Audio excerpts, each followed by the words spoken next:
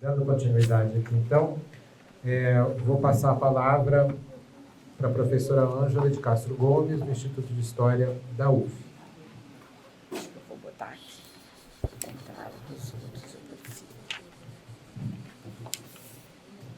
Alô? Estão me ouvindo bem? Bom, eu começo agradecendo muitíssimo e de todo o coração. Não está ouvindo? Alô? Tem que deixar ele bem próximo. Sim. Bom, eu começo agradecendo muitíssimo, muitíssimo mesmo, o convite que me foi dirigido pelo John para estar aqui hoje numa cerimônia que eu entendo que é das mais importantes da universidade, de todas as universidades e das universidades públicas em especial, na qual grande parte de nós trabalhou. Eu acho que a gente, mais do que trabalhou, a gente viveu, né, uma grande parte, talvez a maior parte, em termos de trabalho, das nossas vidas, concedendo o título de professor emérito, que quer dizer exatamente merecido, ao professor José Sérgio Leite Lopes.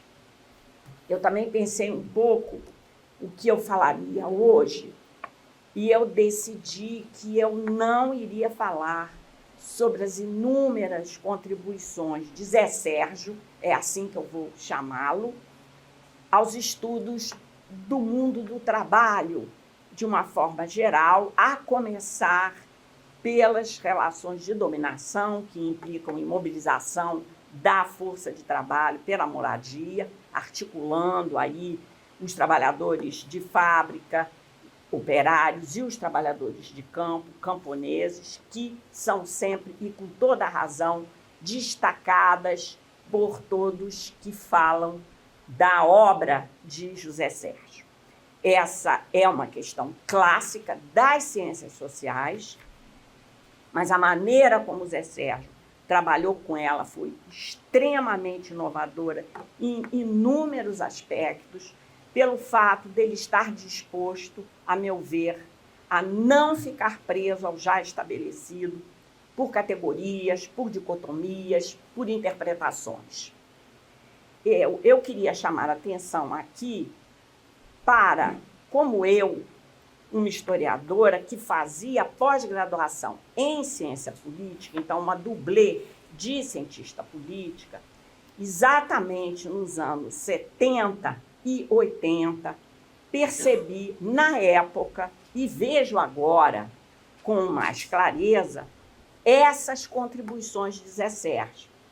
E ressaltando aí as questões teórico-metodológicas que ele levanta e que foram particularmente importantes para meu próprio trabalho.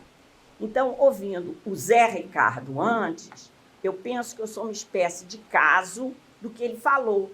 Mas os casos, que são sempre muito singulares, são absolutamente sociais e gerais nesse sentido.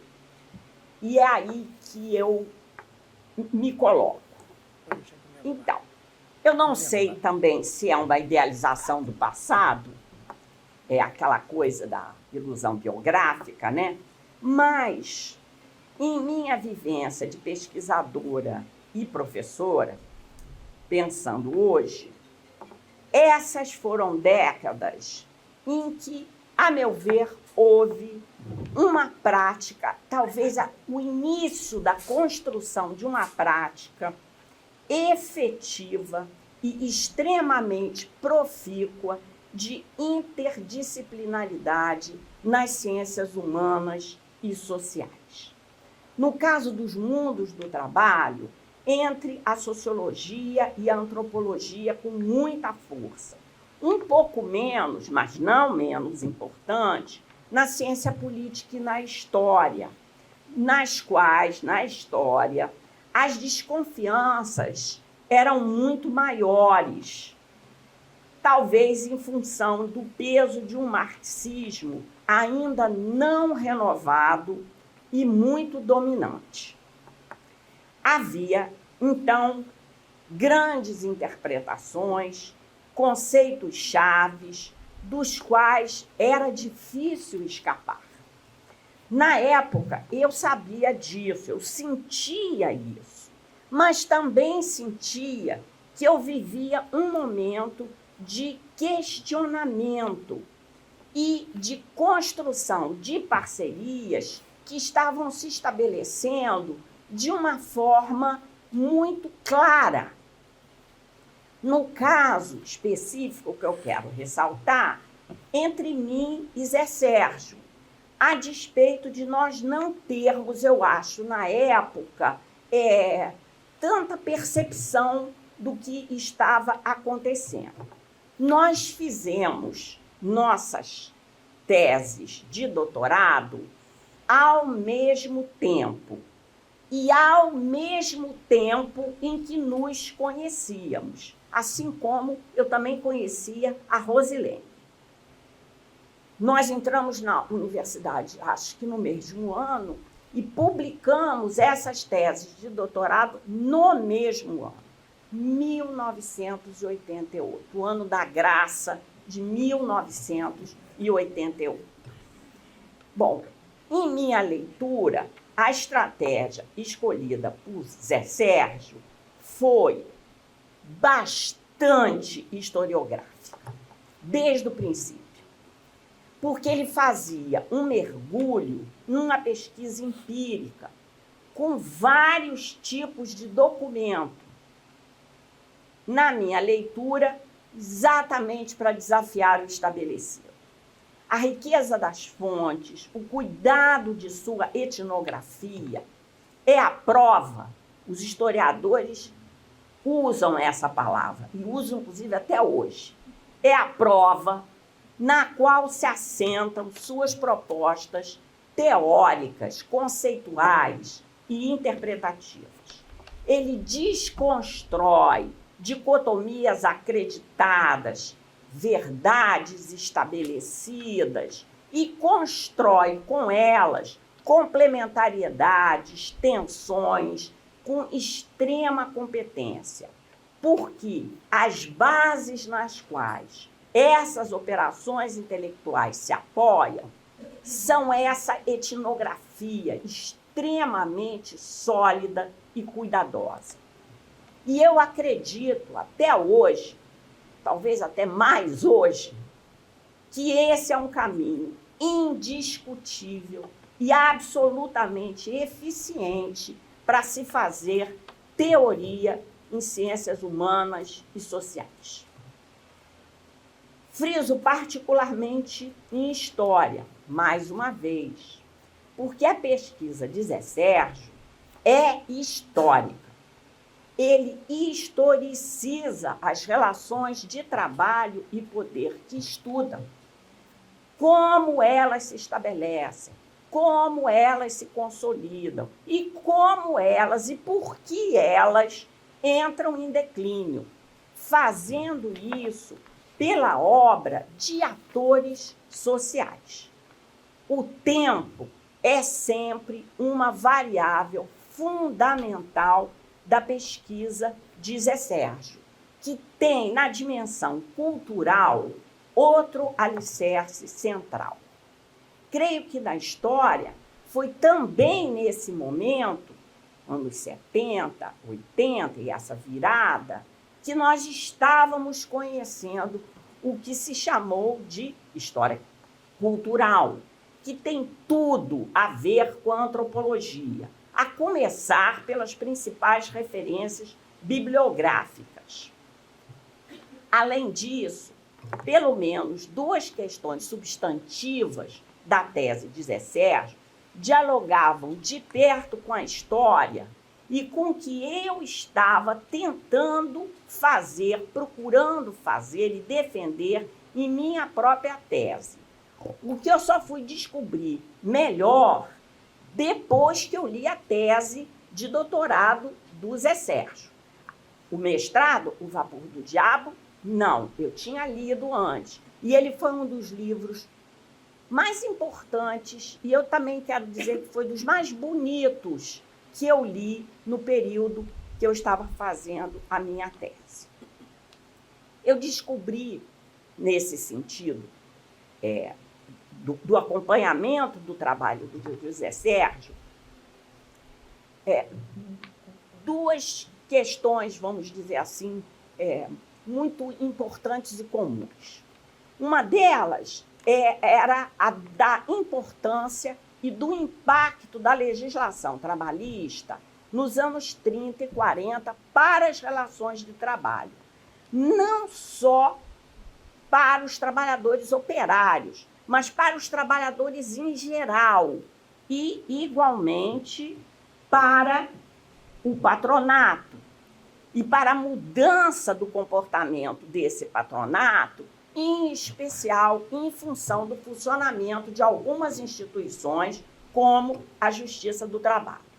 Zé Sérgio mostrava como, nos anos 50, os trabalhadores e seus sindicatos se fortaleciam, o que já era sabido, mas faziam isso se apropriando dessa legislação e do que eu começava a chamar de uma cultura política trabalhista, para defender seus próprios interesses. Os trabalhadores usavam o trabalhismo a seu favor. Eu via, na minha pesquisa, que esse processo se desencadeava antes dos anos 50, inclusive durante o Estado Novo, por indícios claros, como a própria reorganização dos trabalhadores, o movimento queremista, as muitas greves de 1945, por exemplo. Quer dizer, não era uma legislação para inglês ver, como se dizia na época. Suspensa no sentido de que ela tinha sido, em boa parte, feita para enganar os trabalhadores. Aliás, essa percepção, que tem algum tipo evidente de fundamento, na medida que durante a Segunda Guerra Mundial boa parte dessa legislação não é aplicada aos trabalhadores, isso ocorreu. Mas, por outro lado, o que a gente via era que exatamente esse ponto foi visto pelos trabalhadores como um alerta de que essa legislação podia ser perdida, e que podia ser perdida especialmente com a saída de Vargas, o que não é nenhum absurdo, aliás, de pensar quando se assume a ótica dos trabalhadores na década de 40.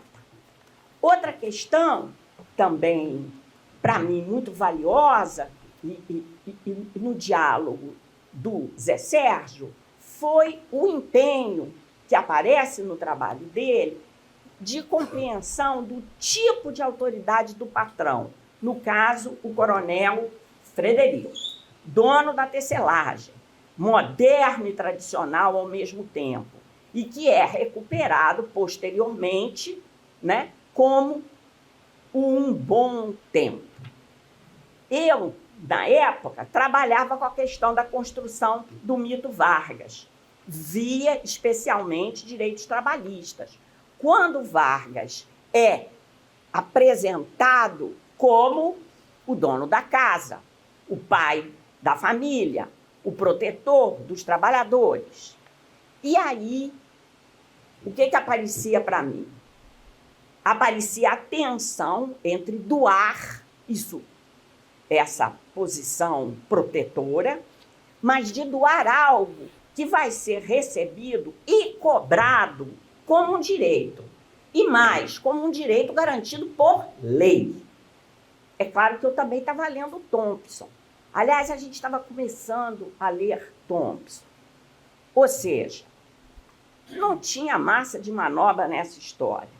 Tinha atores que se comportavam segundo as escolhas possíveis dos contextos que eles viviam. Tudo muito complexo, nada óbvio, aliás. Enfim, o que eu quero dizer é que a variável tempo sempre foi decisiva para Zé Sérgio, assim como os atores, individuais e coletivos, com suas próprias narrativas e interpretações, com seus pontos de vista, como a metodologia da história oral, que também começava a ser praticada na época, afirmava. Eu não estou dizendo aqui que Zé Sérgio fazia história oral. A antropologia tem uma longa prática de diálogo com seus informantes. Mas eu me arrisco a dizer aqui que Zé Sérgio tinha entrevistados. Ele tinha entrevistados e sabia o que era história oral. E ele sabia que isso estava sendo feito no CEPEDOC. Sabia que os historiadores tinham desconfiança disso, mas sabia que eu estava fazendo isso também. Nós, não só eu e Zé Sérgio, aí, tínhamos conhecimento disso, porque nós nos encontrávamos bastante aqui, em várias cerimônias de defesa de tese. Eu tive presente na defesa de tese do Zé Sérgio e do IUPERJ, que eram talvez os dois lugares de sociabilidade política e intelectual mais importantes do Rio de Janeiro nesse momento. Ele sabia que eu estudava a questão da legislação trabalhista, da resistência patronal a ela e da luta dos trabalhadores para conseguir melhores condições de vida e de trabalho através dessa legislação. Ele também sabia que, como ele, eu queria conversar com trabalhadores sobre essa legislação, sobre como se davam as lutas deles, sobre como eles pensavam essa legislação. Eu estava procurando, nos anos 80, trabalhadores que tiveram experiência no movimento operário e sindical durante a Primeira República, o que não era nada fácil, né? Anos 10, 20, 30 também, mas antes de 30, inclusive.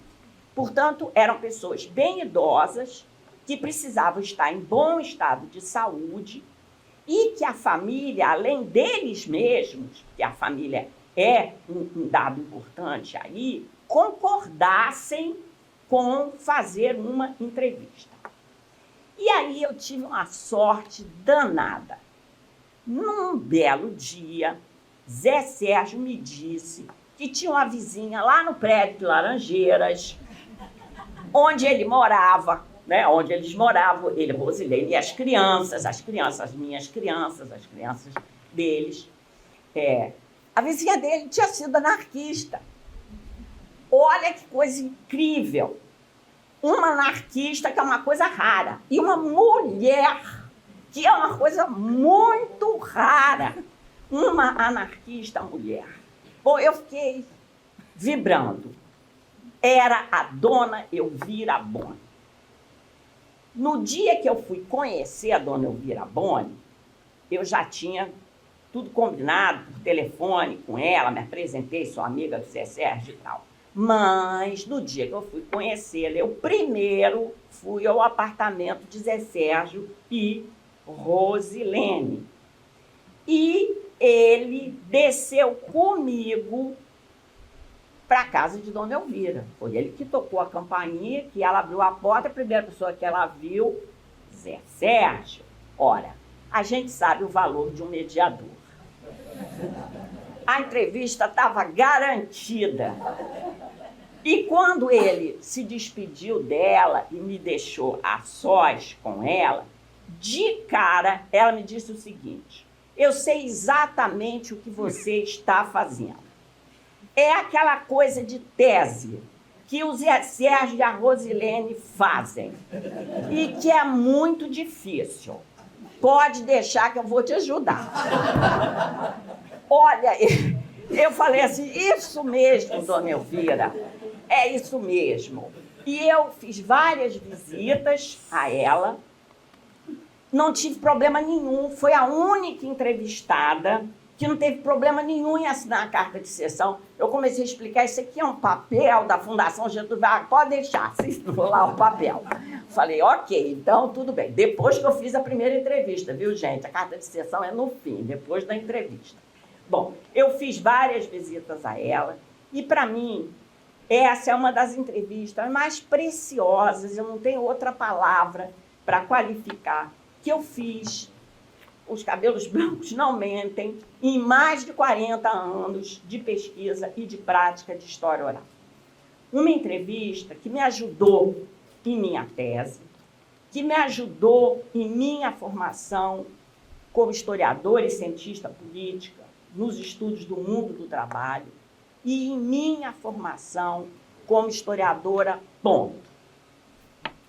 Então, eu aceitei vir falar aqui hoje para agradecer ao Zé Sérgio, não só por suas contribuições, como um grande antropólogo que ele é, para o que, sinceramente, eu não me sinto tão qualificada, mas para dizer do fundo do meu coração o quanto eu sou grata ao amigo que me apresentou a sua pesquisa em andamento e a dona Elvira.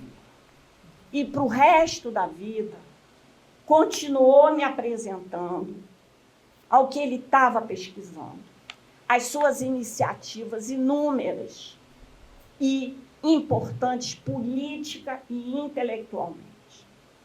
Zé Sérgio é, para mim, um intelectual de um brilhantismo e de uma generosidade impecáveis. Eu diria realmente tão brilhante como doce e não arrogante. E isso é muito importante. Quando a professora falou dos terceirizados, dos estudantes, enfim, de uma pessoa que é uma pessoa muito especial e de quem eu gosto muito. Então, essa fala aqui, eu quero que ela seja uma declaração de um sentimento que eu acho dos mais bonitos e duradouros, né? É uma declaração de amizade a você, Zé Sérgio. Um beijo.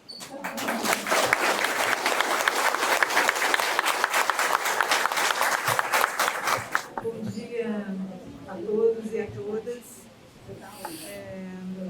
Falava com algumas pessoas no intervalo que sempre a cada momento fica mais difícil falar sobre o Zé Sérgio, quando a gente ouve toda essa narrativa, essa trajetória maravilhosa descrita pelos colegas, pelos professores que antecederam. Mas eu quero, em primeiro lugar, dizer que eu estou muito feliz, emocionada, honrada de estar aqui. Queria agradecer enormemente o convite dos organizadores, especialmente do John, Carlinho e todos que participaram desse momento, dessa preparação tão bonita. Saudar aqui meus colegas também, e professora, né, fiquei muito emocionada também de ouvi-la. Dizer que é um momento que a gente vem tecendo, né, para usar o termo da tecelagem nos conflitos de classe, ao longo de muitos anos, de muito tempo. Na verdade, só quando eu me debrucei para organizar um pouco os meus escritos, que eu me dei conta que eu conheci o Zé Sérgio há 20 anos. Eu não tinha dado conta que tinha se passado 20 anos desde que eu ingressei no doutorado aqui no Museu Nacional. Na verdade, por essa circularidade essa transmissão geracional, não de idade, mas de gerações de antropólogos, né, que a Chica Cornélia falou antes, ela tinha sido minha orientadora de mestrado na URGS. Eu trabalhava como jornalista e tinha pesquisado trabalhadores em minas de carvão, fazendo reportagens do Jornal Diário. E um dia a Chica me disse, mas que bonito, você pesquisa isso fazendo reportagem. E foi a única vez, talvez, da minha vida que eu ouvi alguém falar que o trabalho de jornalista era bonito na academia. E ela me apresentou o trabalho do Zé Sérgio, o Vapor do Diabo, Tecelagem dos conflitos de classe da cidade da Chaminés e uma série de outros trabalhos. Então, à distância, Zé Sérgio aceitou o convite para ser meu orientador de doutorado. E eu lembro que eu conheci, então, em 2005, durante uma defesa do colega Paulo Guérios, que era sobre memórias, e que foi orientado pela professora Lígia Sigor.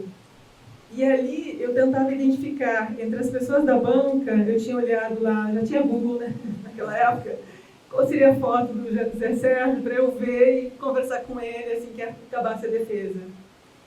E essa delicadeza que eu tinha herdado da Cornélia Ecker, da Chica, eu encontrei de um modo, né, absolutamente maravilhoso e imprevisível, né, na relação Zé Sérgio com o meu orientador.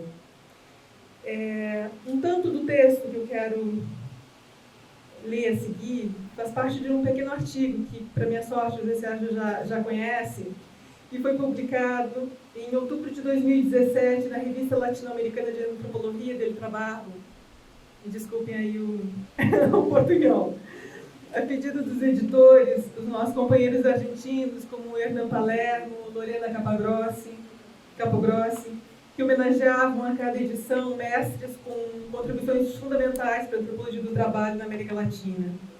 E esse texto ficou intitulado com José Sérgio Leite Lopes, A Decifração do Mundo Operário por um Antropólogo Sensível e Engajado. Agora, para essa homenagem, eu falei para alguns colegas que eu gostaria muito de ter sido um texto em conjunto com os nossos companheiros fundadores do Núcleo de Antropologia do Trabalho, Estudos Biográficos e de Trajetórias, do NUAT, que a gente sempre chamou de primo pobre do NUAP, porque o NUAP sempre foi mais bem organizado e é atuante até hoje, mas a gente vai se recuperar em algum momento e vai retomar a nossa atuação como NUAT também. Mas, de todo modo, a Indira Cabaleiro, com sua pesquisa sobre camponeses no Peru, Antônio Carris, que pesquisou padeiros, o Wesley Ribeiro, sobre a Sulanca, indústria têxtil em Pernambuco, André Dumans Guedes, sobre os trabalhadores de trecho, Caetana Damasceno, sobre as trabalhadoras domésticas e questão racial, Ângela Pérez, sobre carreiras artísticas, assim como, vamos falar, a Luciana Lombardo, Carlinho, a Nelise Guterres, a Priscila Coutinho, a Lígia Segala, que está aqui, né, e muitos outros colegas, sabem que essa história que eu estou aqui pontuando, em certa medida, ela é coletiva, são memórias nossas, é uma biografia coletiva, que eu estou contando aqui pela minha perspectiva. Eu vou correr o risco de mencionar alguns aspectos que já foram trazidos aqui, do Zé Ricardo, pela Regina Novaes, pela professora Ângela, mas, de todo modo, eu acho que nunca vai ser demais dizer e redizer essas questões que nos atravessam e continuam nos encantando, nos fascinando o trabalho do Zé Sérgio até hoje. Então, o antropólogo José Sérgio Leite Lopes, agora merecidamente professor emérito do PPGAS, Museu Nacional, influenciou e continua a influenciar gerações de pesquisadores com suas obras magistrais, que se tornaram clássicos da antropologia no Brasil e no exterior, em especial na antropologia, na perspectiva da antropologia do trabalho e dos trabalhadores. Acredito que muito da sua têmpera poderia ser compreendida simbolicamente pelo fato de ser um carioca de nascimento e um pernambucano de coração. Seu elo com o Nordeste do país está relacionado a origens familiares, mas igualmente a profunda e rica convivência com diferentes grupos pesquisados naquela região: operários do açúcar, operários têxteis, camponeses e sindicalistas ao longo de décadas. Algo que seus trabalhos e sua trajetória revelam é exemplo de outros mestres brilhantes da sua geração, como Moacir Palmeira, Rosilene Alvim, Afrânio Garcia, Lígia Sigor, Beatriz Herédia, é que refinamento teórico, rigor científico, etnografias de longa duração, trabalho coletivo, sensibilidade social e engajamento político não precisam ser aspectos dissociados na vida de um cientista social. Parece ser justamente no entrecruzamento dessas dimensões que a tarefa do antropólogo, que dedica a sua vida à investigação da cultura das classes populares, ganha sentido e vivacidade. Talvez isso nos ajude a compreender essa rara combinação e um pesquisador do nosso tempo entre brilho intelectual e generosidade. No caso de José Sérgio, há de se evocar ainda a amabilidade, a fala mansa, tanto do trato com colegas, alunos ou interlocutores da pesquisa, muitos convertidos em amigos e companheiros na luta pelas liberdades políticas e por melhores condições de vida para operários e camponeses. A partir dos seus escritos e lições, aprendemos a importância de dessubstancializar categorias como classe trabalhadora, em função das transformações sociais e econômicas ocorridas nas últimas décadas. Por meio da sua construção social, histórica e intelectual, entendemos que o pesquisador deve levar em conta os mediadores associados àquelas classes. Nessa perspectiva, vemos que a diversidade temática do mundo do trabalho compreende desde estudos de antropologia urbana, sociedades camponesas, movimentos sociais, memória social e política, família e gerações, cultura popular, lazer, esporte, conflitos ambientais e educação. Eu vou saltar aqui algumas coisas para não gastar tanto tempo, até porque já foi dito um pouco da trajetória dele, né, na economia e essa conversão ou mudança de inclinação de trajetória. Sua dissertação de mestrado, Vapor do Diabo, sobre orientação de Moça em Palmeira, como já foi mencionado, publicada em 76, revelou de uma forma impressionante e inédita o cotidiano dos trabalhos dos operários do açúcar e uma usina de Pernambuco, numa pesquisa conduzida em 1972, no auge do regime militar no Brasil. Como o José Sérgio conta, a maioria dos operários tinha começado a sua vida como trabalhadores rurais, ou eram de famílias de camponeses e tinham entrado para a usina como trabalhadores temporários. Os meandros do mundo do trabalho na usina e a descrição dos diferentes ofícios, como artistas e profissionistas, as hierarquias, conflitos e jocosidades desse universo são desvendados em registros minuciosos, em análises argutas, em textos inventivos, elegantes, né? Tem ali uma agência, uma capacidade de reinvenção, da criação, né, da singularidade desses sujeitos. Graças ao talento literário de José Sérgio, o leitor pode perceber os cheiros, os sons, os tons da vida na usina, captada pelos relatos dos seus interlocutores. Vou citar só um pequeno registro que está, acho que todo mundo leu, mas sempre vai ser importante lembrar. No depoimento de operário, que inspirou o título da obra. Eu só não vou conseguir imitar o sotaque do interlocutor. Naquele tempo, a gente espiava assim, parecia que era um lugar que o diabo trabalhava dentro. O vapor era demais. Eu disse, rapaz, aqui não tem gente não, aqui só trabalha diabo. Então foi essa passagem que dá origem aí, o título da obra, O Vapor do Diabo. Suas contribuições para a compreensão da riqueza do mundo do trabalho na fábrica e das formas de dominação foram aprofundadas em sua pesquisa de doutorado, A Tecelagem dos Conflitos de Classe na Cidade das Chaminés, orientada, como foi mencionado antes, pela professora Lígia Seguro. O trabalho publicado inicialmente em 1986. Como bem resumiu o sociólogo Francisco de Oliveira, Chico de Oliveira, no prefácio dessa obra, a admiração suscitada pela reconstituição magistral das mobilizações dos trabalhadores da Companhia de Tecidos Paulista, na cidade de Paulista, sempre é algo que parece completamente atual da gente lembrar agora. Chico de Oliveira diz assim, José Sérgio nos guia e nos encanta. Aí ele diz, por que recusar um trabalho científico à magia da sedução? Então ele nos guia e nos encanta pelos meandros dessa luta memorável. De fato, somos encantados pela riqueza da pesquisa etnográfica e historiográfica e pela beleza, elegância e criatividade da sua escrita. No livro, José Sérgio desvela, por exemplo, a forma de dominação da fábrica como vila operária, que foi extremamente importante para mim, pesquisando também trabalhadores em minas de carvão no Rio Grande do Sul, numa comunidade diferente da que a Chica Cornélia pesquisou, e também me guiando mesmo à distância para pesquisar trabalhadores em minas de carvão na França, na região da Lorena, em Côte-d'Ivoire, né?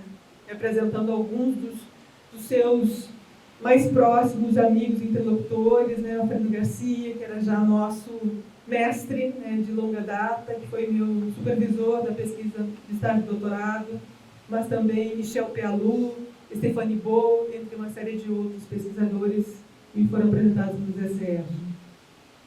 Nas palavras de Zé Sérgio, então, a sistematização das peculiaridades dessa fábrica têxtil pôde assim fazer dessa situação um caso limite, servindo para iluminar aspectos importantes deste padrão específico das relações de dominação das fábricas com vida operária, ou das fábricas que subordinam diretamente os trabalhadores para além da esfera de produção. Então, o Zé Sérgio fala dessa microfísica da resistência e essa capilaridade também da resistência, e eu acho que nunca vou esquecer, eu sempre falo para os meus alunos hoje de graduação e de pós-graduação sobre a riqueza daquelas aventuras do Severino, por exemplo, né, no contexto da fábrica, né, das suas, seu modo de remanchar, da resistência, da frequência a outros lugares onde tinha alguém, uma namorada, enfim, assim, essas aventuras de modo delicioso, como isso foi narrado pelo Zé Sérgio. Inspirado em Thompson, né, especialmente sobre a formação classe operária inglesa, Zé Sérgio elabora a hipótese de tradição transformadora, a ideia de que certas tradições podem se constituir em capital, abre aspas, citado por ele, numa grande força para a reivindicação por direitos e por melhorias de vida dos grupos sociais dominados.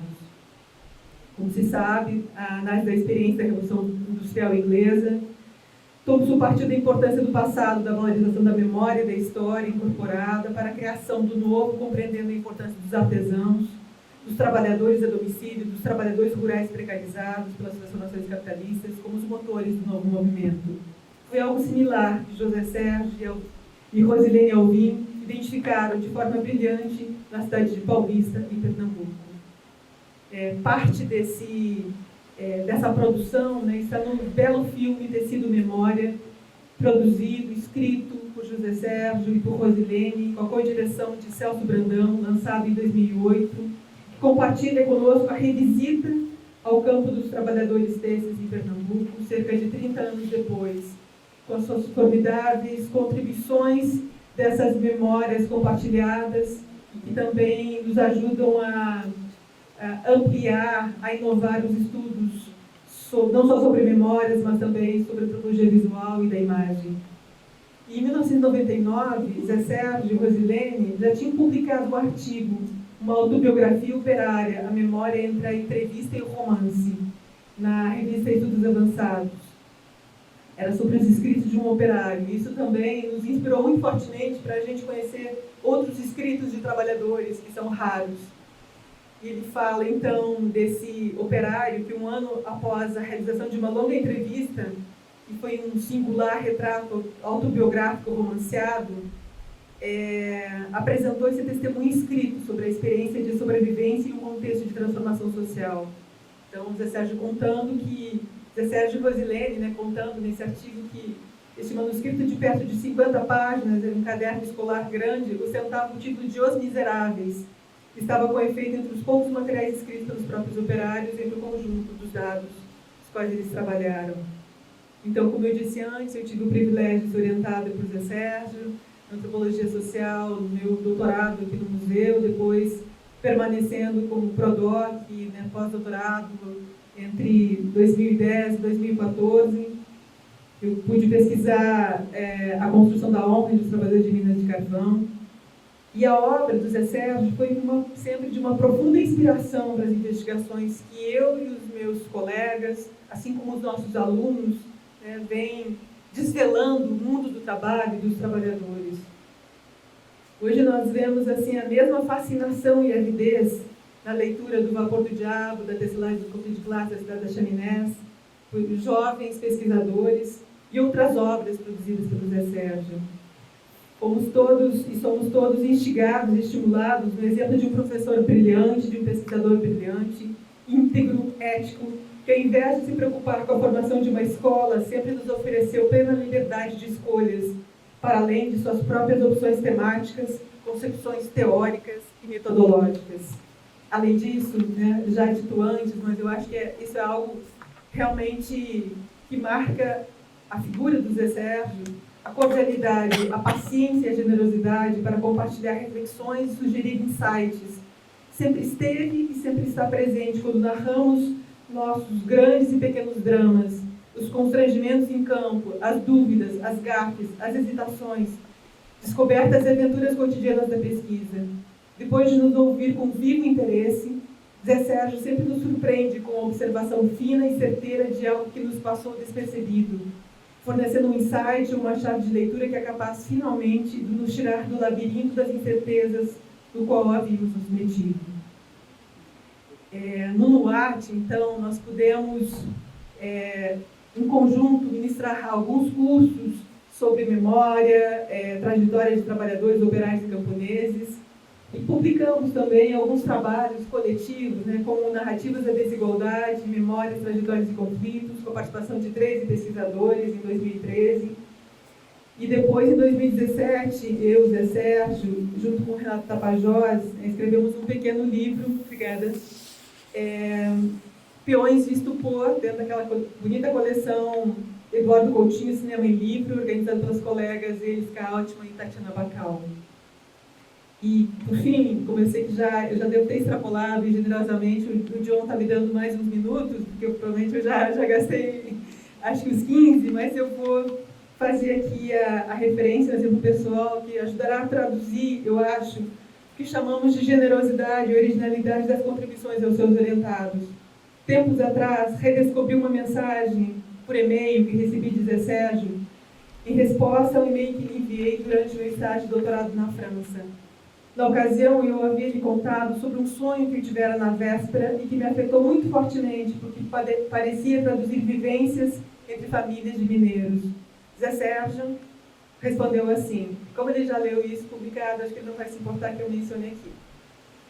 Ele escreve, incrível teu sonho e também tua reconstituição minuciosa.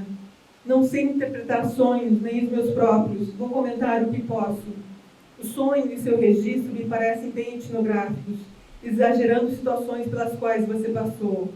A situação é dura para a família de mineiros, que, no entanto, parece naturalizá-la. É dura para a etnógrafa. De ver uma situação limite dos mineiros, da família de mineiros, estar no subsolo, na própria moradia, além do trabalho.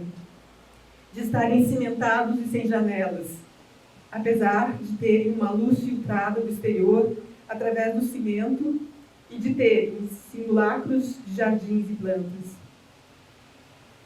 Também o bairro está nesse subsolo, com os futuros mineiros ou filhos de ex-mineiros marcados pelo mundo do subterrâneo, com suas brincadeiras e disputas violentas, tornando a rua inóspita e hostil. Jovens, talvez sem futuro, diferentemente das gerações anteriores.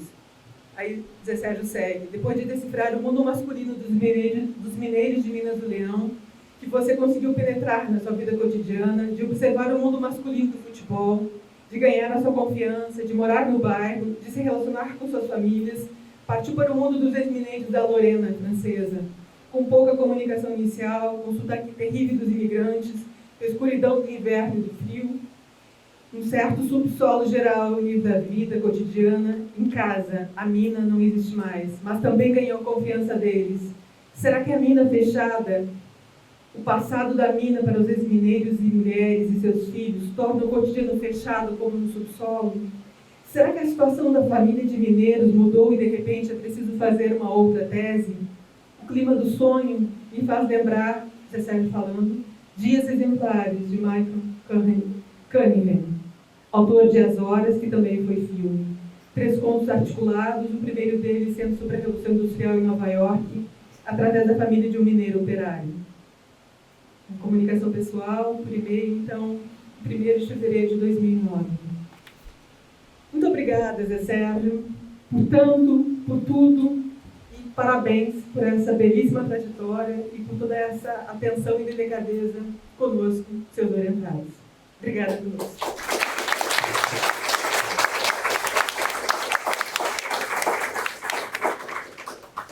Obrigado, Marta. Vou passar a palavra agora para o Jardel Leal, que é do DIEESE e também é ex-operário naval. Jardel?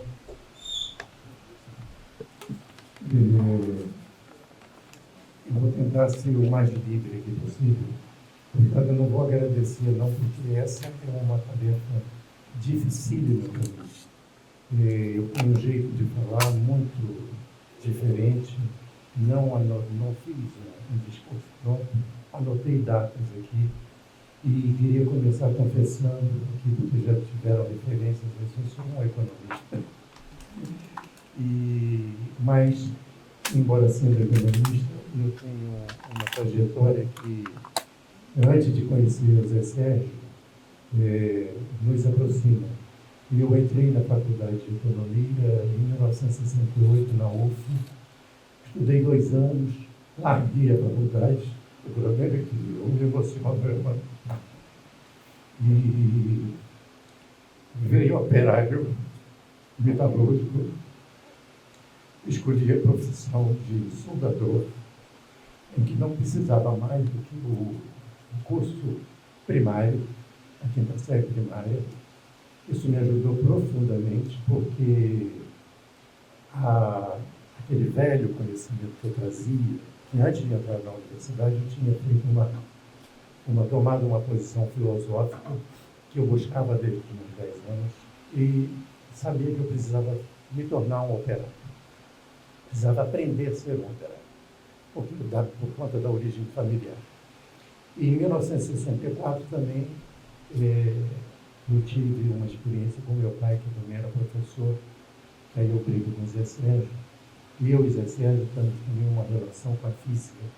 O pai do Zé Sérgio era professor de física e o meu era professor de educação física. Então, temos tudo a ver do onde de origem. Bom, então eu me tornei operário profissional em 1970. E eu vim conhecer o Zé Sérgio em 1979, numa circunstância que o Zé Sérgio estava indo abrir espaço para a criação do DIESE no Rio de Janeiro, e estava indo, inclusive, junto com um colega meu da UF, de 1968, Luiz Eduardo Carreira, e que eu acho que aí já teve uma apresentação minha, além do primeiro contato. E eu me lembro, tentando preparar alguma coisa, que me avisaram muito antes que foi o problema, porque eu já pensei em falar isso, mudou mais de 500 vezes, e agora vai ser outra coisa completamente diferente. Mas aí eu, pegando os textos, tenho muitas coisas que o Zé Sérgio fez, que o Rosilene também lá em casa, na minha biblioteca, e vi que eu tinha o Vapor do Diabo, com uma dedicação do Zé Sérgio do dia 27 de dezembro de 1979. Então começa a minha história. Eu tinha já eram 10 anos de vida operária, vivência operária, colocando em todos os meus livros que me diziam a verdade do canto, e fui tentar encontrar, entender o que era a vida operária. Bom, e aí encontrei Zé Sérgio, e a minha relação com o Zé Sérgio, ao contrário de alguns comunicadores ou como referência para trabalhos, foi uma pretensão de parceria que nós tivemos juntos no acompanhamento do entendimento do que era a classe operária metalúrgica do Rio de Janeiro, e que eu trabalhava nos estaleiros. E aí, só para vocês verem, teve uma dissertação de mestrado, acho, que se transformou num livro, Medição de Forças, o Movimento Grevista de 1953 e a época dos operários navais. Aí, só disso, teria uma série de coisas para falar, e que não dá para falar em 15 minutos, e eu quero ser o mais breve possível. Mas, então, o que acontece é que nós nos tornamos parceiros de inúmeras experiências de tentar trocar experiências da vida dos trabalhadores no Rio de Janeiro. E tivemos, por exemplo, uma série que foi publicada pelo Nova e editada pela editora Vozes, chamada Caderno de Educação Popular, em que houveram vários depoimentos falando da vida, só falando da trajetória dos trabalhadores, isso lá nos anos 80. Depois tivemos tivemos a criação do CAT, era um centro de aprendizagem profissional, dirigido pelos próprios trabalhadores para a formação profissional, onde teve uma experiência que eu achei muito relevante, que foi trabalhar produzindo, usando as ferramentas dos cursos profissionais para produzir equipamentos e máquinas para trabalhadores, que a coisa mais importante foi um conjunto de trabalhadores que tinham terras comunitárias em Papucaia, aqui no estado do Rio, e nós produzimos uma série de equipamentos para eles, em especial um chamado multicultor, que substituía o trator. E tudo isso, eu estou falando tudo isso porque dessas coisas, porque sempre nós tivemos junto com o Zé Sérgio, com essas características de alguém que se relacionava conosco como companheiros, alguém que tinha uma capacidade de ouvir importante, e que uma vez nós tivemos no Sindicato dos Metalúrgicos, e eu me assustei com a quantidade de operários falando com o Zé Sérgio, e o Zé Sérgio era só ouvido. E isso me assustou, por causa da minha relação com os intelectuais e o pessoal mesmo dos movimentos, que tinham muito para falar com os trabalhadores e muito pouco para consultar os trabalhadores. E na minha vida,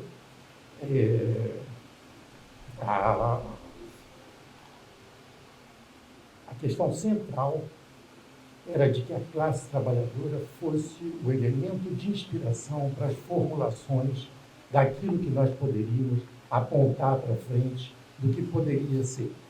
Vou aproveitar e citar um pedaço de uma música do Gonzaguinha, que não estava aqui no programa, que ele diz: ontem um menino que brincava me falou que hoje é semente da manhã. Não vou cantar tudo aqui. E no final ele diz: fé na vida, fé no homem, fé no que virá. Nós podemos tudo, eu prefiro dizer, nós podemos muito, nós podemos mais. Vamos lá fazer o que será. Ou seja, não há uma indicação do que, vamos trabalhar para isso, vamos lá fazer corajosamente o que será. E eu diria que o Zé Sérgio foi alguém que esteve conosco na ousadia de buscar produzir conhecimento a partir da classe trabalhadora, para nós definirmos o que seria, o que será. Já avançamos muito e toda vez nos processos diretos de vida minha, e me ajudou muito os seus trabalhos. Eu fui descobrindo que, à medida em que a gente ia, quando eu entrei em 70 na fábrica, não se falava de trabalho na fábrica. E, à medida em que o tempo foi passando, com a sociabilidade que o trabalho proporciona ou proporcionava, nós fomos criando modos de enfrentamento que muito sutis. E aí a coisa do futebol, né? Nós começamos a organizar jogos de futebol. Meu pai era professor de educação física, eu era um sujeito metido a atleta, joguei várias modalidades de esporte. E o que acontece é que a prática de esporte começou a confrontar com o problema das horas extras, especialmente aquelas horas extras feitas sábados e domingos. E o pessoal começou a perceber que haviam formas de confrontar com aquilo que faziam de mal com os trabalhadores, que era a recusa da hora extra. Então, quando queria incomodar um chefe, quando queria incomodar a empresa, dizia que não ia fazer hora extra. E o futebol foi um elemento, no meu caso, foi um elemento que proporcionou esse esclarecimento dos trabalhadores, como chegou uma época que o futebol, se os caras da empresa pudessem, eles proibiriam os trabalhadores de arrumar futebol. E nós fazíamos, e ao longo do tempo, então, quando chega em 1979, quando eu conheci o Zé Sérgio, as assembleias dos sindicatos dos vereadores no Rio de Janeiro,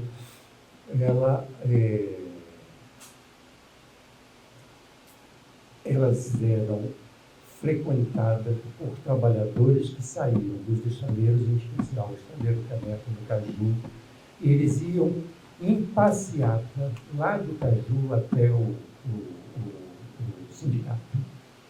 E aí esse livro, a Lição de Força, mostra que, e a gente vai conhecendo o pessoal e a gente liga com como era antes de 64. Os trabalhadores de estaleiro eram representados pelo sindicato dos trabalhadores navais, operários navais. Com a ditadura, os trabalhadores navais passaram a ser representados pelos metalúrgicos. Em 1979, os trabalhadores de estaleiros, nós, por conta da militância não sindical, mas uma militância que estava envolvida na luta dos trabalhadores naquele momento, uma militância vindo da esquerda, começou um processo de sindicalização. Então, os trabalhadores da construção naval começam a voltar para a vida sindical e aquilo torna aquele movimento uma coisa extraordinária e que me parece que não se repetiu no que foi o governo 59. Então, nós tivemos, logo depois, a criação do Secult, Centro de Cultura dos Trabalhadores. Zé Sérgio participou, Rosilene participava, em que havia troca de experiências de trabalhadores de diferentes profissões.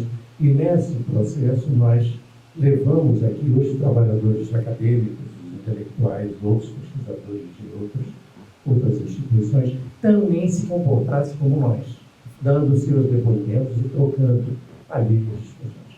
Então, foi sendo formado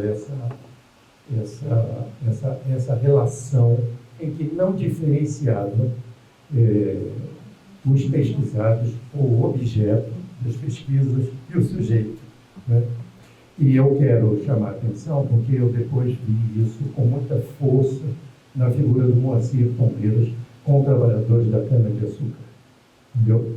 Bom, depois, com a crise da indústria do Rio de Janeiro, eu acabei tendo que largar a profissão porque eu arrumar uma vaga, era tirar a vaga de pessoas que estavam em situações muito mais complicadas que eu, e eu consegui recuperar o meu curso de economia, me tornei economista, tá? E continuamos a relação, e aí eu fui trabalhar no Diese. Né? Em 1992, nesse período todo aí, de vez em quando eu vinha no museu para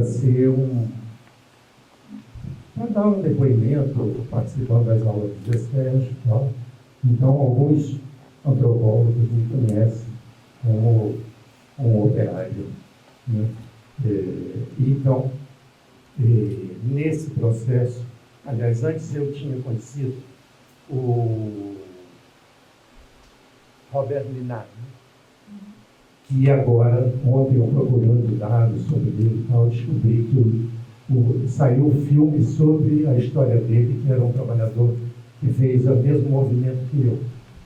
Sai da universidade, né, formado já, e vai para a fábrica, ele vai para a Citroën e escreve um livro, Le Tabli, não sei falar francês, Le Tabli, ele virou a greve na fábrica, era sobre a Citroën, e acabou de virar filme. em 2023 na França.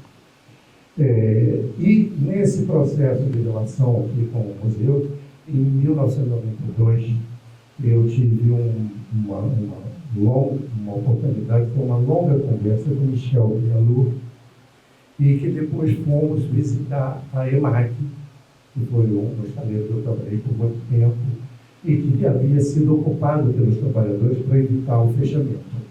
Tá? Então, Pialou foi quando nós fomos acompanhados de Diana Antonais para fazer a tradução, e que também era daqui do museu, né? Fez o mestrado cultural aqui no museu.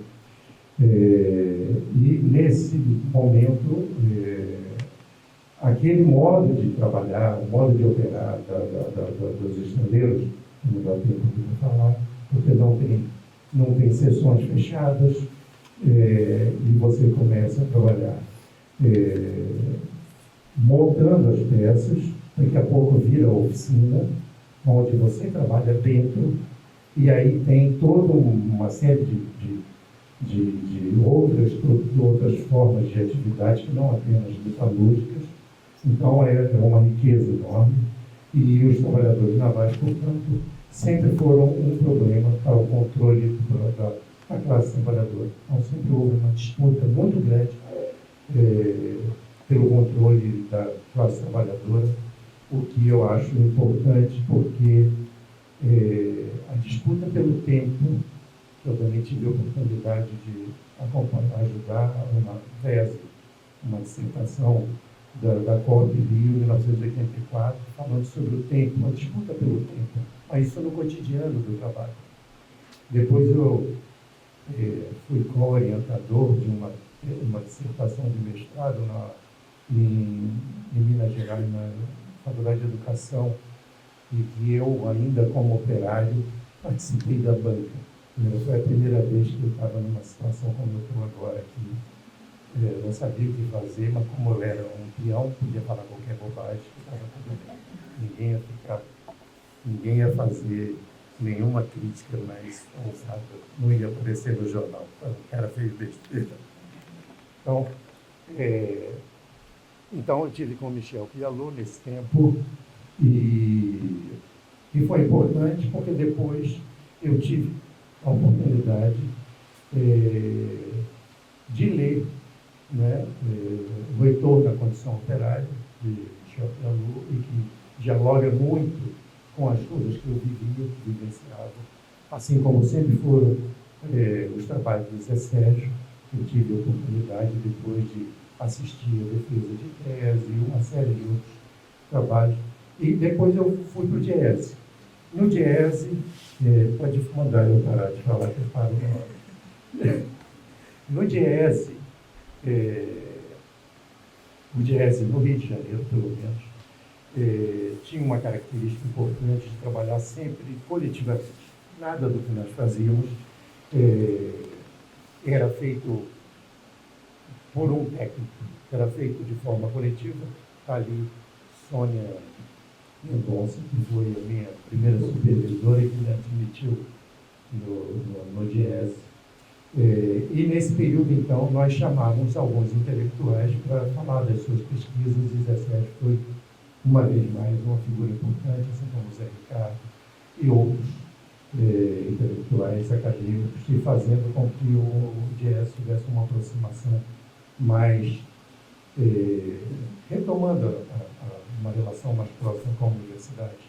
Depois eu fui escolhido para representar o Diese no Observatório do Trabalho no Recife, em que era para produzir dados, estudos, para orientar as políticas públicas do governo de João Paulo, que era um ex-presidente do Sindicato Metalúrgico de Recife, e que virou prefeito.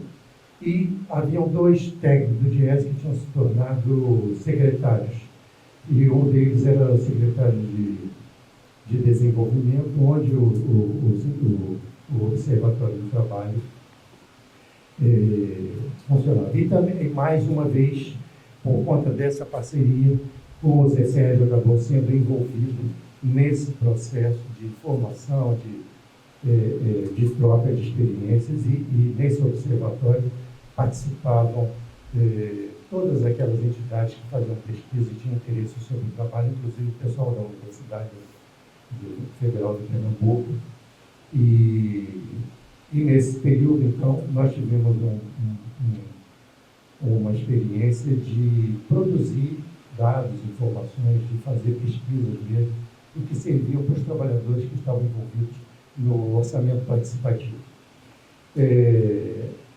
Junto a isso, eu tenho uma ideia do que foi esse filme, Tecido Memória, como sendo uma demanda dos trabalhadores, a série depois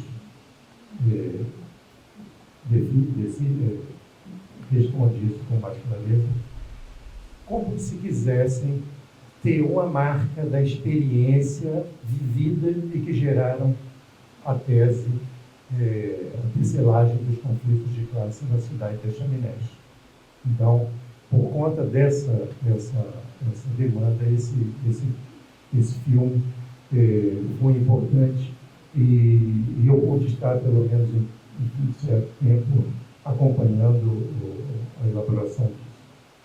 Não a elaboração, mas está acompanhando. Eu estava junto, vendo, enxergando. Não tenho nada a ver com ele. Voltando para o Rio, aí para terminar, eu vou só pontuar algumas coisas que começam o chamado Projeto Escola de ESE.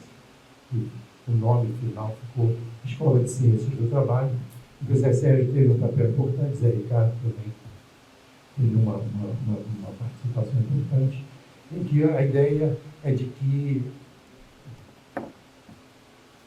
a classe trabalhadora, no seu fazer, que vem de toda essa longa experiência nossa, né, das nossas trocas e vivência minha, ela produz e produz-se e constrói ali uma cultura em que a própria linguagem tem a ver com o manuseio das ferramentas, a utilização das máquinas, né? Então tem um elemento cultural importante e que aqui logo no início teve um físico, né? E nos debates para falar sobre o que deveria ser a escola de ESE, o que deveria ser a questão pedagógica, era muito debatido a coisa de que o trabalho é físico, é química que a gente usa para a transformação.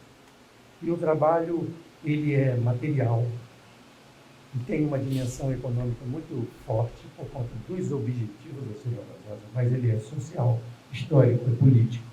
No trabalho, na vida do trabalho, não há a divisão, não há a especialização, a separação que ocorre, inclusive, na universidade, nessas separações do conhecimento. Lá nós temos que, se quisermos nos habilitar, nós temos que olhar para cá. Não existe o fenômeno histórico, sociológico, existe o fenômeno. E o fenômeno tem todas essas dimensões. E a tentativa era essa, e fazer com que um curso, idealmente, que me disseram que era caríssimo se fosse feito, escolheria a temática e levaria os profissionais, os professores de cada área para tratar daquele tema na sua multifacetado com mulher, entendeu? Então, cada especialista levaria a sua visão sobre como ele lida com aquilo. E o trabalhador teria uma compreensão completa do fenômeno. Okay? E isso foi identificado, assim, isso não é uma escola, isso ali é um encontro de pesquisadores em que criam uma igualdade, porque quando vocês vão para a pesquisa do trabalho, o que vocês não conhecem do trabalho. E na resposta vem aquilo que nos ajuda a colocar o trabalho no seu devido lugar. Bom, para terminar agora, vou só fazer essa referência. A ida do Zé Sérgio para o museu acabou me levando a participar de vários projetos no museu, como a pesquisa Movimentos Sociais de Esfera Pública, que eu acompanhei, depois o projeto Movimentos Cruzados, Metalúrgicos e Carabieiros, né? O projeto Trajetórias e o projeto Memória em Verdade, que eu acabei sendo um narrador com essa voz, com esse jeito de falar, o pior narrador da série, né? E queria dizer uma coisa que voltando a brincar aqui, a minha vingança. Eu, nos tempos de acompanhar o Colégio Brasileiro de Altos Estudos, toda vez que eu encontrava com o Moacir Palmeira, ele me falava de uma série de experiências da trajetória dele acompanhando os canavieiros. E toda vez que aí eu pensei comigo, aquilo que eu achava extraordinário no Zé Sérgio e no Moacir, eu passei a ser do Moacir. Aí, assim, ter essa coisa com o Moacir. Aí eu chamei o Carlinho, desculpa o Carlinho, vulgar, chamei o Carlinho e falei assim, temos que fazer uma entrevista com o Moacir para registrar. Eu acho que está precisando de fazer isso. E aí, nós fizemos a entrevista, eu participei, depois participei da entrevista do Zé Sérgio, e o que eu quero dizer aqui, não agradecendo, porque eu não sei o que isso aqui serve, mas é um lado que está sempre, como se diz, invisível. Eu sou invisível, e aqui que apareceu hoje. Mas então o que acontece? Com isso, eu quero dizer o seguinte, a minha resposta é de que eu pude estimular a que os trabalhadores da antropologia passassem por aquilo que eles nos fizeram fazer, contando suas trajetórias, suas experiências e o fazer antropológico. E que aí a minha pretensão final é o seguinte, é que isso, e me parece que já está acontecendo, e que isso possa se expandir para outras áreas, porque a história, a ciência política, precisa refletir sobre o seu fazer, a sociologia do trabalho, a sociologia em geral, o seu fazer, porque talvez o novo, o que será, venha daí, de todos nós nos identificarmos, não apenas como um intelectual especializado, mas pessoas que estão envolvidas num fazer que pode ser, como vocês fizeram, revolucionário. Não é à toa que estão atacando as universidades, estão atacando o campo das ciências, porque a ciência não pode ser reapropriada pelo lugar de onde ela vem, do fazer dos homens nas sociedades. Muito obrigado, muito obrigado.